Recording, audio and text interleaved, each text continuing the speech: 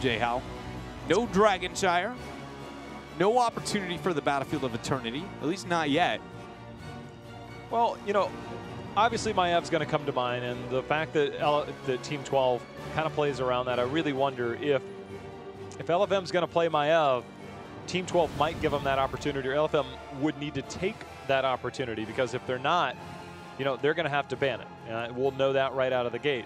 Then you look at strategies that we've seen from Team 12 in the past. Does rely on that Greymane, those rotations that we saw earlier in this series, but Hanzo, very strong on this battleground as well, if you're on the side of LFM.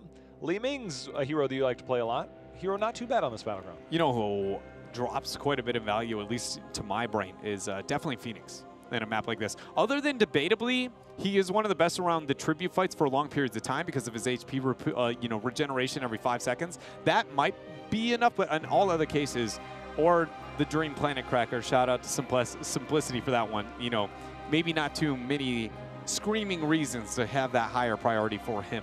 You know what I'm looking forward to in a few weeks on this battleground? What? I have no idea. Falstad, yeah, with the new changes. The Q build now on this, you get, if you don't necessarily say Falstad, look, we need you in the solo lane, obviously hammering at that point, you're like, all right, we're not stacking that. But if you're in the 4-man and you're stacking that, the mana return on that, I've been testing that. Kind of wonder if that might be something. You're looking past the one true level 1 here, Jay-How. Season, no. Wingman. Hey, it got 3-second cooldown. I think it's a little bit harder to pull off on Curse, but definitely an option. 3-second cooldown. You go to the cooldown reduction at 13-16. All of a sudden, you're putting out some big single target damage. You know what? The only reason I would argue for a little bit with Wingman, which, I mean, there's a million arguments you can make around it, but one thing in particular when looking at the meta and the playstyle and overall what we see happening, especially on maps like Curse Hollow, way back when macro was not as relevant, much like we see in modern day where teamfight is a little bit more dominant, those back doors of camps, especially giant camps and things of the like, can be very big setbacks where Wingman just goes and picks, and it's not so much taking your own. It's actually when it's taking theirs and taking them at very impactful moments. Falstad can get like a 1v1 where you get that pick and then you just go, I'm going to zone you off in this 1v1, and then go, Wingman, take your stuff. Thank you very much. Speaking of backdoors, somebody who didn't see a lot of love on that patch. Sylvanas, yeah, your bae. You know, she finally... You know, I went to bed crying that night. You know, I read those patch notes right before I went to bed, and I woke up. And I did the same thing. Yeah? Yeah, I was reading them. I was like, I'm so happy. No. My goodness, Sylvanas can't shut down everything. You know? It's so funny. Sad. You and I fall on such different ends in that one. Same results, though. Same results. Still tears. Medivh here banned out by LFM, meaning that they, if we saw the play around that, would not be wanting to play the Medivh, instead hoping that maybe Maev makes it over to them. See if Team 12 maybe lets them, because if we see the Maev, maybe you see LFM, can you stack it up? And then maybe we'll get another Hanzo from Team 12 play around that boss. Like me some Hanzo.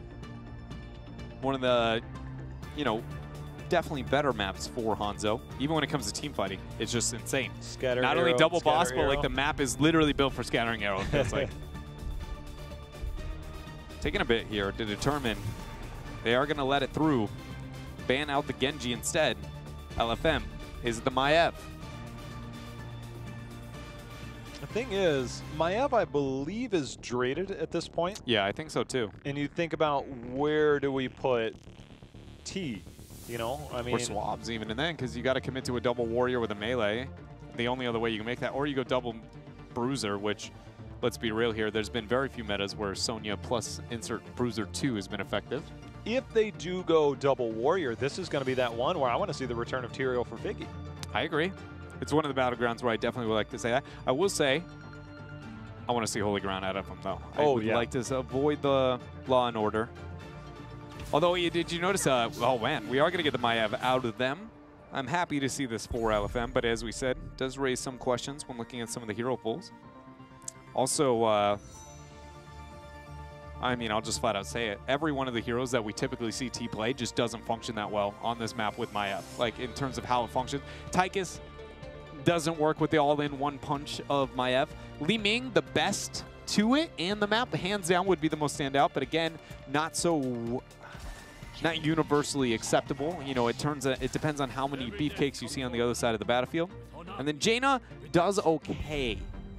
But Jaina on this is susceptible to Yes. things like a Dahaka flank, a long-distance arrow from Hanzo, and if you don't get that initial burst from the Jaina, where does your sustain come from? Because Maiev, she can put out some sustain, but it generally is going to be more of the ability style, which you can say it's more mage style at that point. And if you don't have sustained damage in the form of Jaina, Blizzard's on such a long cooldown.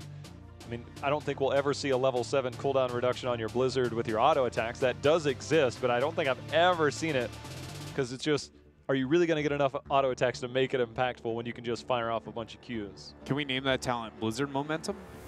You know what? We should. Yeah. That actually makes the most sense. It even has the icon, I believe. Let's do it. Blizzard Momentum. And then it'll be the new Battle Momentum at 7. The only way it's possible, somebody has to pick it first. Yeah, you're right. You know, I was rocking my Butcher shirt today. Still waiting on my first Butcher game.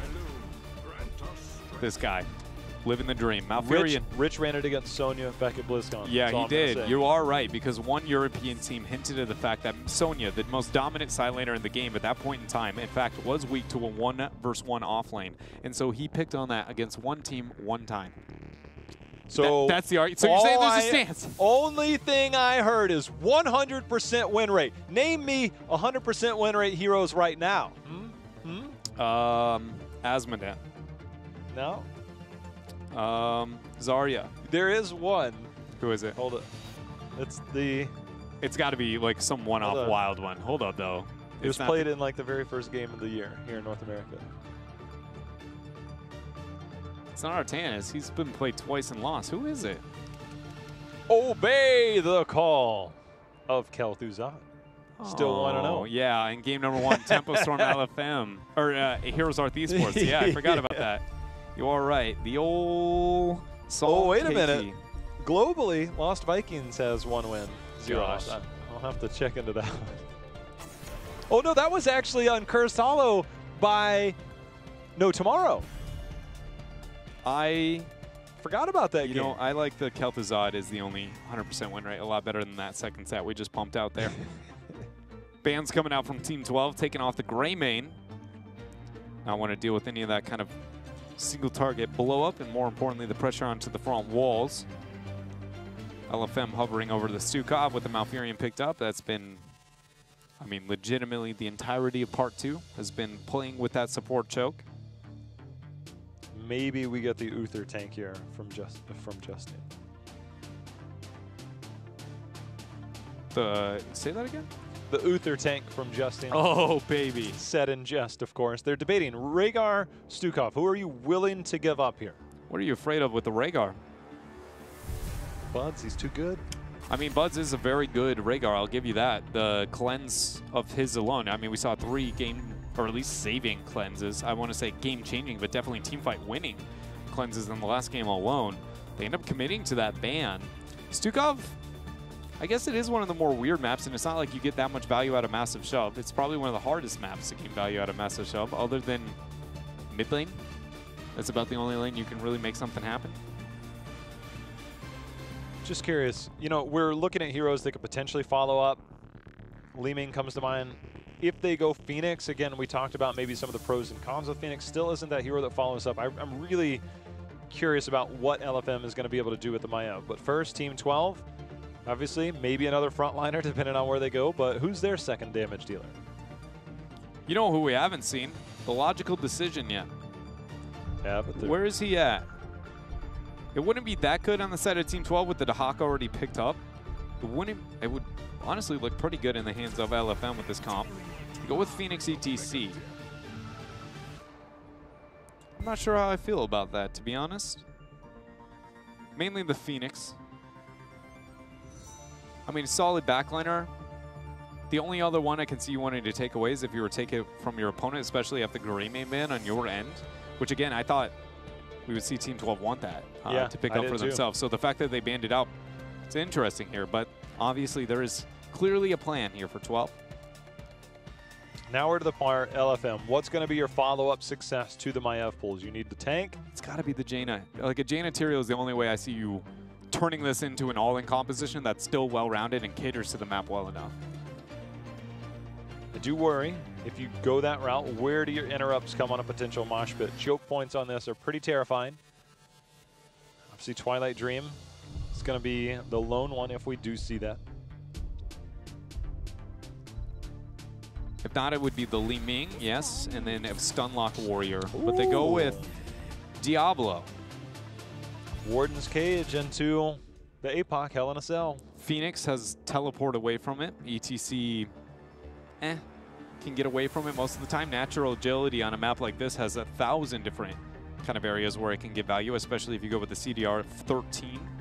Allows you to get a lot of value out of that. So, though I agree with you, I'm just trying to list, this is one of those moments that even though normally they have a lot of squishies, that they are a lot of squishies that can deal with APOC and Warden's Cage decently. Just decently. Rhaegar banned out.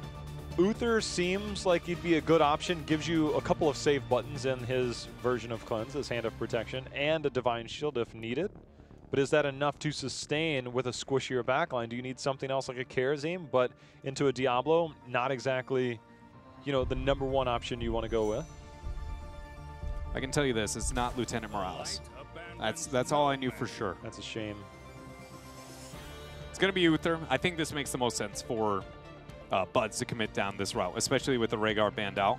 And I think that was part of the reason we saw with the Rhaegar over the Stukov is showing that they wanted to commit towards that lock-in, you know, not having the, you know, kind of Jaina Tyrael that I was referring to before, but a lot more all-in, you know, one-shot capabilities. And they want to have threat on both the Haka and the ETC itself, or one of the two now. Because in fact, there will be that Divine Shield and most likely a Mosh Pit sitting right next to it.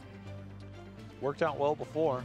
See if they can do it again. The mosh pit, the death mosh almost at the time. It's like, look, it was a death mosh and a different version is mosh pitting so I can die so that my team can go backdoor the core, which ended up working out for them. So again, draft-wise, I love the Tahaka. We now have the only global here, wave clear. You know, there's not a ton on the side of LFM, but when it comes to those skirmishes, obviously the Maiev is going to be the biggest factor. And do you have the proper follow-up to confirm the kills? Diablo, we know, doesn't normally scale really well until late game once you hit that 13-16. But if you find yourself behind a level or two by the time you get there, it might be too late. If we do make this to the late game even footing, the Phoenix Hanzo are constantly going to be like, oh, where's the Diablo? Where's the Diablo? But then they have to worry about Maiev. Then they have to worry about Sonya. Like in the later stages of this game, LFM's comp is intimidating as all hell. That's the problem though, is I'm relying on the later stages, and that's where I wonder if they're going to be able to get away with that. Find themselves on the even footing that even they feel like they can take anyone on. Am I crazy? Is it maybe because I saw the falling sword that I'm thinking of another jumping heroic? Okay, hold on here. Give me a moment. My brain's apparently real slow because I'm not immediately. Are you saying just stage dive? Leap. Oh, leap. Okay, I was Yeah, like, I'm looking at the left side. I was like, stage dive is normal enough that I don't feel like you'd be bringing out this jumping heroic. The leap. Can you give me some arguments? Because I will say that to get onto that back line of the, I mean, obviously Uther's going to try and stun you, but if you're all in with a Maiev Diablo, and you're really trying to just be like, look, we're coming in for that one-shot, one-kill onto not just one, but maybe multiple members. I think that's a good kind of question to raise for sure when it comes to the thought process, right? If they're truly going to bank on that all-in, that's one of those moments where, yes, they could go in that direction. But I would say this is normally where I would say, when I oftentimes look at a draft and I say the win conditions necessary for skirmishes and things like, you know, mix it up and adjust. Once your opponent overcommits in one area, don't be willing to risk it in all the way. And this is where I would say, because purely of the Uther and how good he is against that, oh, this fight is happening now, I use my cooldowns, I turn this fight around, we win it, it's over, right? If the fight lasts longer than that, Uther falls apart. But he wants that immediate initiation. So you already have a lot of that with Maiev and Diablo. Adding the Sonya is only catering to the strength of that playstyle well enough to where I'd be like, I think it's a bigger setback than an advantage. But it is very much, I think it's a great question to ask. And more importantly, I mean, I'm always posing those questions, especially when the drafts. Sadly, more often than not, we don't see the adjustments and don't really get to test, is that an effective thought process? But it's sheer curiosity. I know just, that. Yeah, you know, and all we know there is it kills the cat. My cat's still living. She's curious as all get out. Honestly, I'm just thinking of your cat. Every morning I go over to Jay Howe's house. We get to hang out with this cat, who's, by the way, named Kitty, which I find so strange. I technically gave her a name originally, but you just find yourself saying Kitty. So it's like me owning a dog named Doggo. That sounds like a pretty cool name, if you ask me, Dreddo. Giant Camp here picked up for Team 12. LFM looking to pick up their Knights. Abusing the value of Sonya here, one of the few heroes that can very comfortably take an early game Night Camp on her own. I will question the fact that they peeled off pretty early, and that bot lane took a substantial amount of damage, and they prioritized those Siege Giants in the top, which is netting them a bit of damage on the top. But now, because the Tribute is in the top, they rotated Tahaka bot lane, they picked up the Siege Giants, they're timing it a little bit more. Speaking of Tahaka, he's got company. Does have a bit of company down there, but doesn't look like it's going to be enough to gain anything. Oh, wait a minute there. He just fell all the way down to 30%. He got chomped. So our attention here, obviously we got a lot of contention over this Tribute. Obviously, you want to make sure and find the advantages. Again, Tahaka's bottom. Sonya has shown bottom. We'll see how much LFM actually wants to contest this. Well, it's going to start the channel with that. Figgy using his kind of Firestorm there. No interrupt available. Too late. Yeah, that was... I would definitely put that on Figgy I guess that comes down to comms. Honestly, every Tribute interrupt comes down to comms, but it looked like, at least body language-wise originally, that responsibility was going to be up to Figgy. He sees somebody walk into him. He ends up using the combo, but that W is the sole interrupt that you can rely on if you are Diablo against a disadvantaged, Tribute stall. Because for anybody who doesn't know, actually, those always go the same directions according to where his model is placed. You can actually use those as predictable interrupts for anybody who's not a Diablo main. It's not random on how it kind of throws out. See our attention turn towards Goku again. Swab's missing. Love it. You got to put down the spray. I wish you could have that spray just be reactionary and somehow always know what you wanted, but mainly in that situation, right? The poison spear misses, and then you throw down a spear spray, and you're just BM them with whatever that is going to be. What if you could spray the hero and it tatted him, you branded him? Honestly, I'm cool with that in theory, but then I realized visually it would be so confusing that I'm definitely against it. Hold up, nice root there. Knockback's going to be able to make sure that Figgy doesn't get a shadow charge in. It only requires one person to know what happened, and that was the person that got sprayed. That's a good call. It's about the confidence you instill in yourself, not about the message we send to the opponent. Well, right now we've got Team 12 using their night camps, and there's no response. LFM ended up pushing in the top lane. Dreadnought, a little bit of math for everybody. One turret is worth 500. 2 turrets is worth 1,000 experience when it comes to forts. What is 3 turrets worth? Well, you know how much 1 fort is worth? 1,000. So 2 towers is worth the exact same amount as 1 fort. Goku comes in with that brush talk, lands the drag on to Figgy, and then we have a bit of an awkward pause here. Action unfolding. Kieran needs to take a minute. Hold up. Hey, man, I can't. Every time you pop any kind of hip-hop reference, I'll be honest, in case you're wondering why I just don't say anything, is because my brain can only think about that, and I don't know how to think about anything other than that. It's that moment. You own it, man. Got him. Oh, what we saw there, that drag that was coming in from Goku, he had that moment. He never let it go, right? And we'll see that because he's inevitably paused, indefinitely paused. He's never going to let it go. And so now we come to that point of this fight. We already saw, I believe the devastating charge might have already come out there. Obviously we could rewind that, but it's a moment where, do we have the same rotation? If you look at the tributes, they always spawn in tributes of 3. So we've had top middle, top left, which means the next one's going to be bottom right. And so it's this very far forward thinking, right? We have the Hanzo in consideration. Can you play around that rotation? Can you use the Hanzo with the level 7 to use that scatter arrow, burst down a boss, force out rotations? We don't see teams prioritize bosses as much as we did maybe during the double support days. If you look at Fnatic, they used to do it early and then make a double play very often. And that was kind of the way that they played because it was kind of the Vala Q build that they used to do it around. Now Hanzo kind of takes that over that territory, but we'll get back into the game here. Shadow Charge is going to be used. Power Slide and Cleanse Force. Figgy already going to be dropped here. Nice root from Aware, but it might be too little too late as Cure's going to go ahead and warp right over top of that. Throws down the Plasma Cutter, unable to get the kill. Now Cure, no shields, falls low. Gets damage on the T. Power Slide comes in, and it's enough to get the kill. Drade is quick to follow after that one. Cure still getting the track down, gets the mobility. He has warp available. Will he commit? No.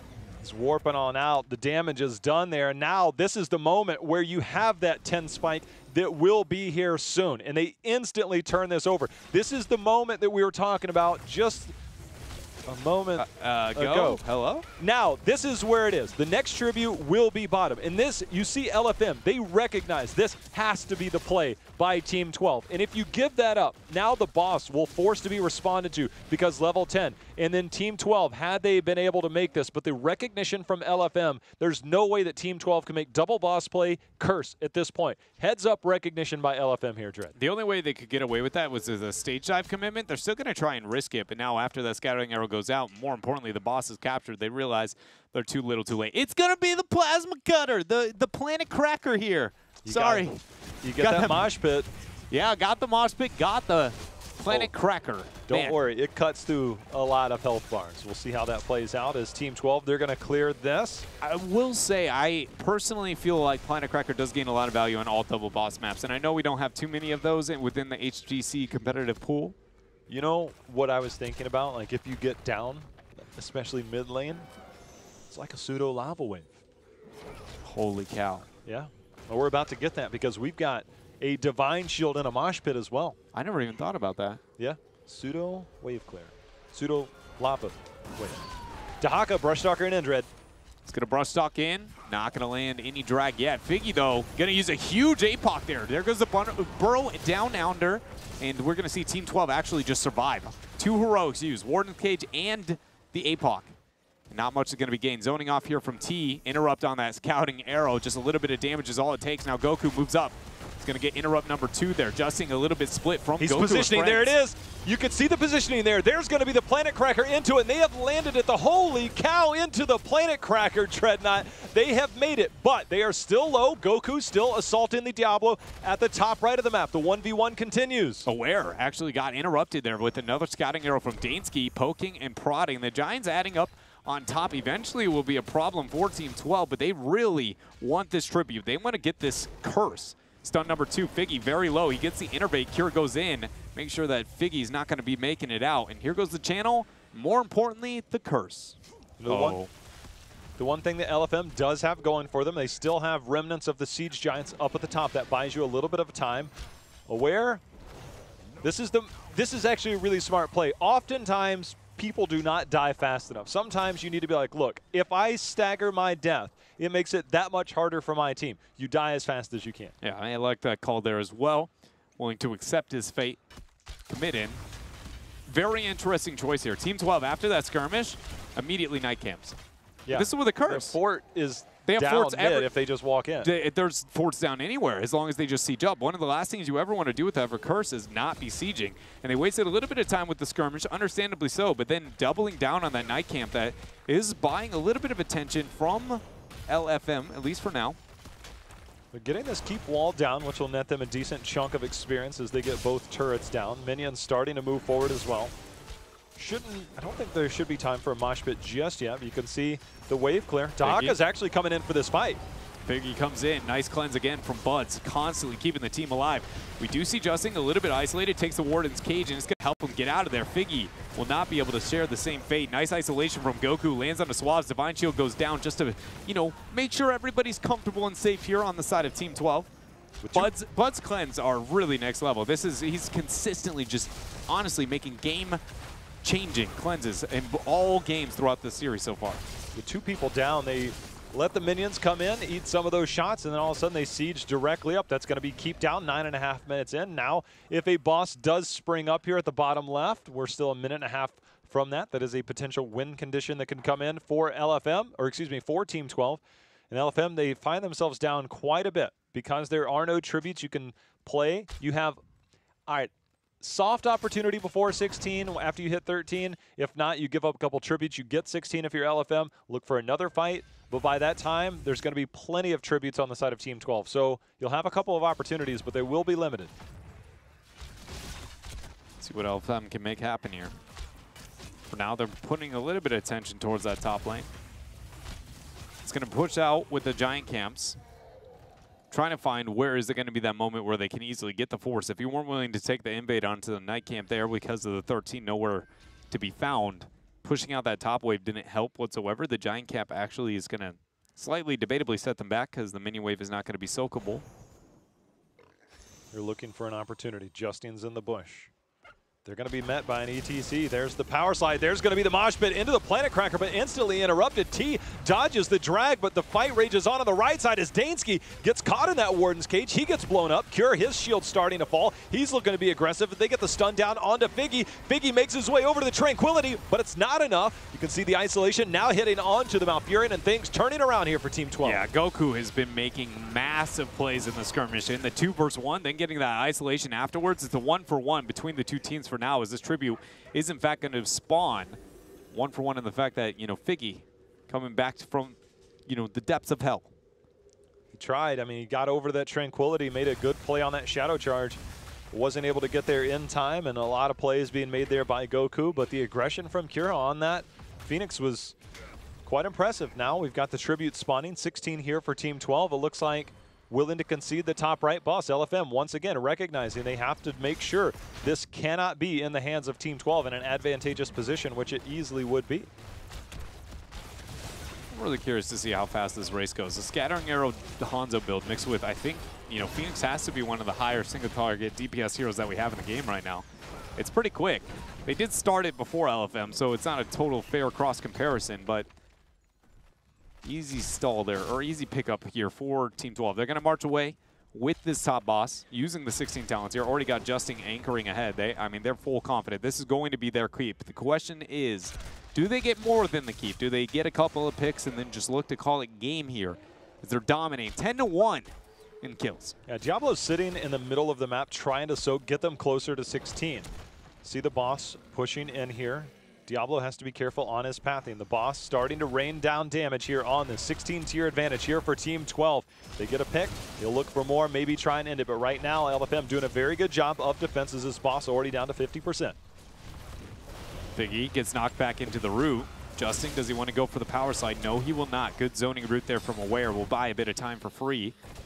Boss is going to get cleared up here because the tribute ends up spawning 13 seconds out. Dahaka has been ridding of that bottom boss, making sure it gets as little value as possible. The entirety of that top boss siege doesn't even get the fort, thanks to that catapult help.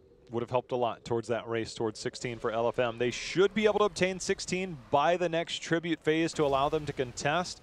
Right now they're going to control vision. Figgy very far forward.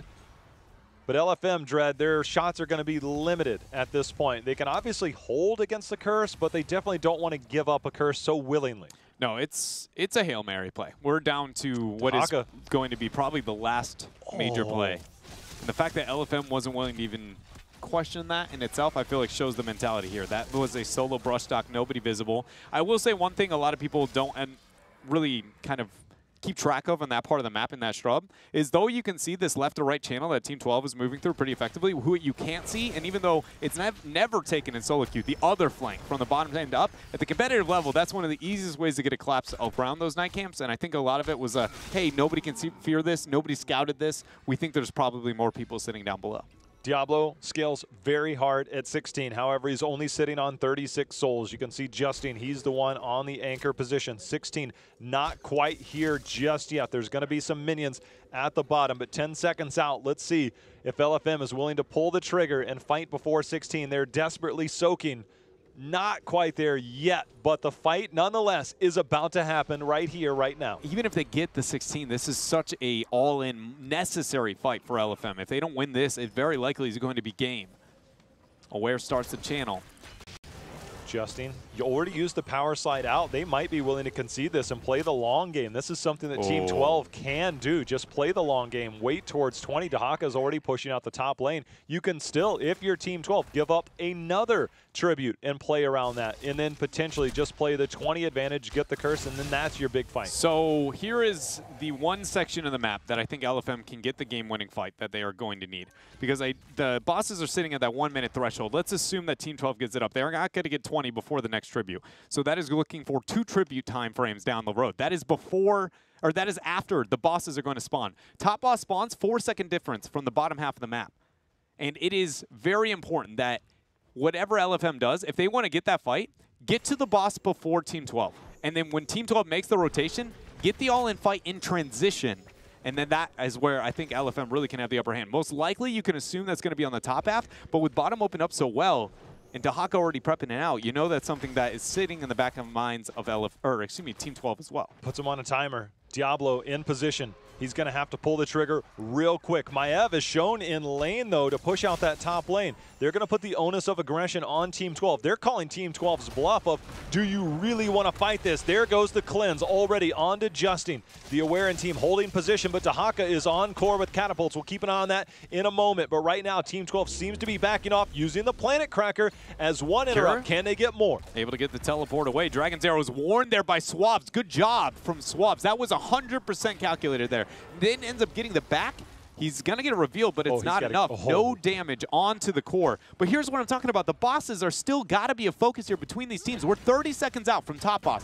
Bottom boss is going to be 32. That is the fight, Jay. Well, the Aware's caught out, though, Dreadnought. The Aware's caught out. Tranquility is there, but it's not enough to keep him alive, and that is a colossal mistake there. As now we've got the mosh pit. That's going to be Diablo falling. They're looking for more. Draded, he's going to go out. Tongue's not going to land. Draded trying to survive, but that is not enough. And just like that, Team 12 has made the rotation down to the bot lane. They're going for core. This looks like it is going to be it after those catapults. Already getting a bit of damage onto the core thanks to Dahaka escorting it in around that top tribute fight. Team 12 with the Planet Cracker look to take this third or fourth game. Man, I cannot get that number right all series long. Fourth game up against LFM and take the series 3-1. Planet Cracker on Cursed Hollow is now undefeated. All 5 members of LFM drop, as does the core on that side. Team 12 comes through, clutching it out in a 3-1 in the series. Again, LFM somehow always finding a way to sneak that victory off, Dreadnought. Yeah, honestly, yeah, they were able to figure it out. And to be honest with you, I feel like LFM, they made some adjustments within the draft in that last game. I mean, this isn't one of the backgrounds we know them to kind of stand out on, but I did feel like there was a couple of moments where they were just too discoordinated, you know, and able to get caught out, especially at the end there, you know, with Awares being separated that far out from the rest of the team, staggering with the mosh pit. Did Dahaka make the, he had to have, right? He had to have. He's like, look, I know they got to be going this way. So heads up play by Goku there. Despite the disengage, obviously a lot of members got out.